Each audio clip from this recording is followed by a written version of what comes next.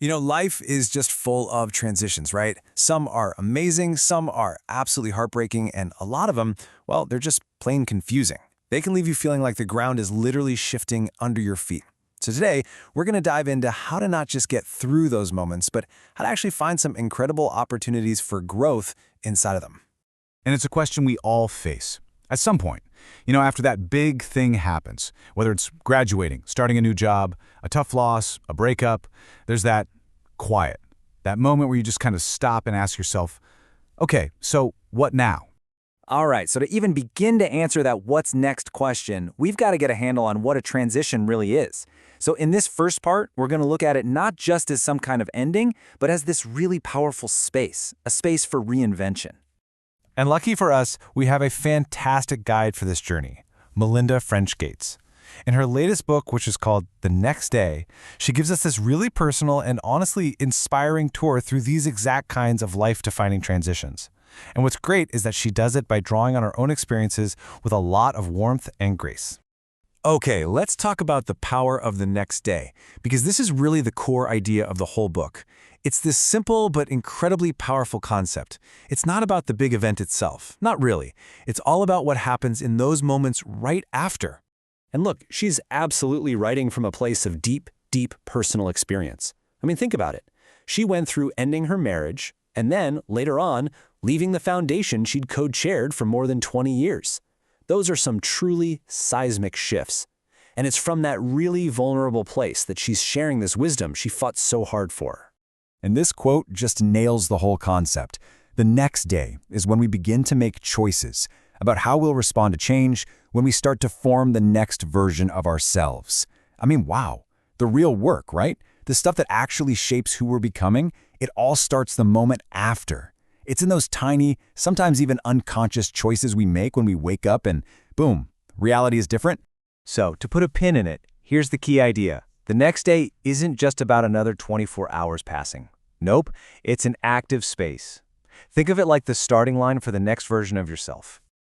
Okay, but what do you do in that weird, confusing in-between space? When your old identity is gone, but the new one hasn't quite shown up yet? Well, this next part is all about the wisdom you can find in that in-between, and specifically, the power of hitting pause. This picture just captures that feeling so perfectly, doesn't it? That feeling of being totally unmoored, when all those hats we wear, parent, partner, employee, you name it, are suddenly just gone. You feel turned completely upside down. It's like the whole game has changed, and the old rulebook just doesn't mean anything anymore. So what French Gates learned was that she had to basically dismantle the very things that had made her so successful, that constant need for doing, for being in motion. And instead, she found this incredible wisdom in just being still. And here's how she breaks it down. First, you have to recognize that frantic urge we all have to just rush forward and fill the space. Second, you have to consciously dismantle that need. Third, you just pause. You sit in that in-between space. And that's when, fourth, you can discover all the knowledge that's hiding in the stillness. I love this quote. Leave space for spontaneity and fun and joy. When transitions come, we need to be ready to spend a bit of time in the clearings. This idea of clearings is so interesting, right? She's basically telling us to intentionally leave blank space on our to-do lists, not to be more productive later, but just to have space for its own sake. Because it's in those unplanned, wide-open clearings that all the new stuff, new ideas, new people, new paths can actually find a way in. Of course, we never go through these big shifts completely alone, or at least we shouldn't have to. And that brings us perfectly to our next section, leaning on your community and the incredible power of your circles of support. So, one of the most practical and honestly brilliant tools in the book is this thing called the ring theory of support. Just picture a bunch of circles, like a target. In the very center, that's the person in crisis.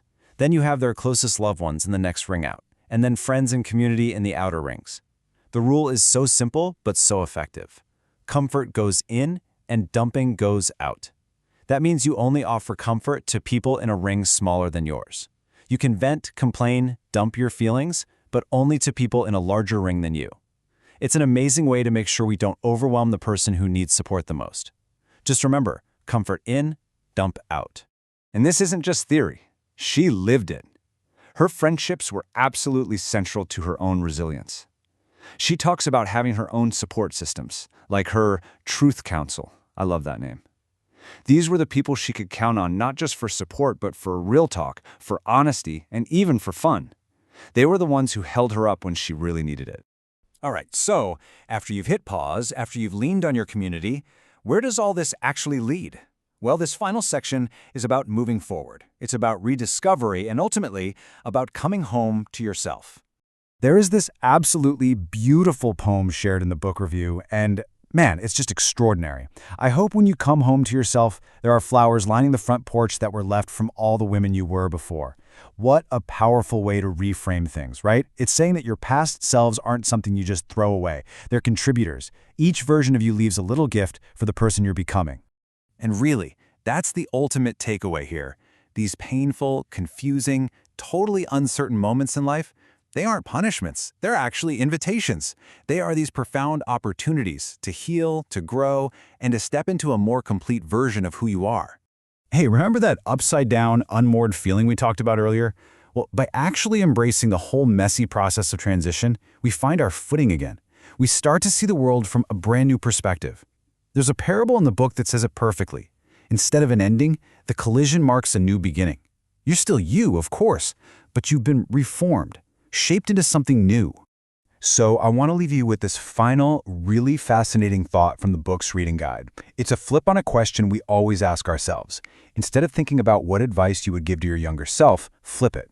What would that younger, maybe more fearless, more open version of you say to the person you are right now? What advice might they have for you to help you navigate whatever transition you're facing next?